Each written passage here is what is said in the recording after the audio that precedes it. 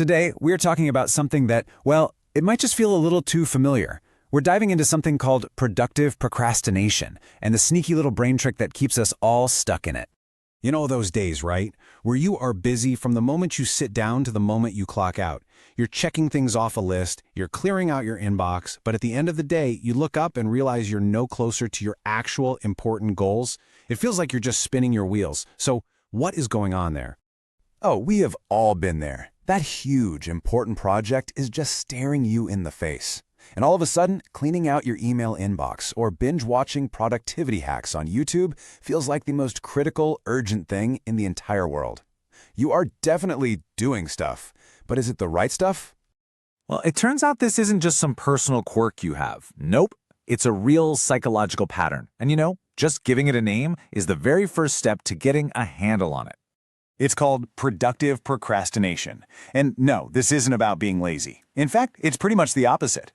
It's the art of keeping yourself super busy with all the easy wins. Organizing files, planning your week, clearing your desk, all to get that feeling of progress, while you expertly avoid the one big thing that would actually create it. And this is where your brain gets a little sneaky. It's called the dopamine trap. See, every single time you check off one of those tiny, simple tasks, your brain gives you a little hit of dopamine. Think of it like a little treat. And dopamine is the chemical of motivation. It basically tells your brain, hey, that was good, let's do more of that. So you get caught in this loop, chasing the next quick fix. You become addicted to the sensation of getting things done, not actually getting the important things done. So, let's peek under the hood for a second. What's really going on inside our heads? Well, your brain is running a very, very clever program that's designed to do one thing and one thing only: avoid discomfort. This, right here, gets to the absolute core of the whole thing. That big, important project, that's a mountain. The real reward is way up at the top, and it's a long, tough climb to get there. Now your brain, it's wired for efficiency. It looks at that mountain, and then it sees a small, easy win right there in front of it. It is always going to choose the guaranteed, immediate reward over the delayed, difficult one. And this is how that powerful habit gets built. So you face the hard task and your brain immediately signals, discomfort. So you pivot, you go do something easier, like answering a few emails. And bam, you get an instant dopamine reward. Your brain logs that experience. It says, okay, avoiding the hard thing and doing the easy thing felt good. And that just reinforces the habit, making you even more likely to do it again next time. So this constant hunt for the next dopamine hit really highlights a critical difference we need to understand: the difference between just activity and real achievement.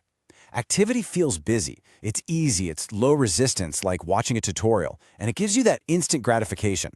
Achievement, on the other hand, that's actually applying the tutorial. It's hard, it's high resistance, and the reward is way down the road. But that reward, that's where the real fulfillment is.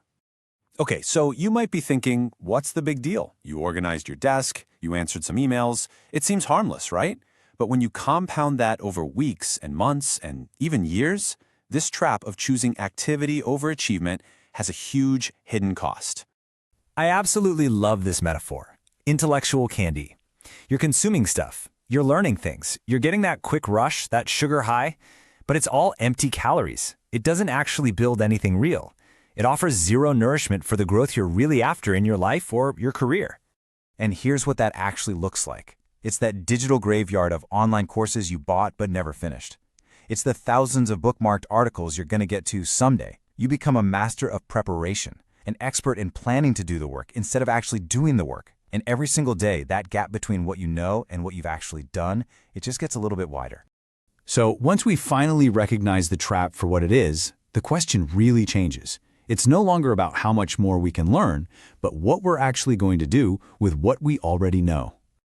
Let's be really clear here. Learning is not the enemy. It's absolutely essential. The real question is about our intent. Are we using that knowledge as a tool to help us build something, or are we using it as a shield to hide behind so we can avoid doing the hard work? The antidote to endlessly collecting information is to create something. The cure for productive procrastination is to take meaningful action. So when you really boil it all down, the only question that matters is, what will you build?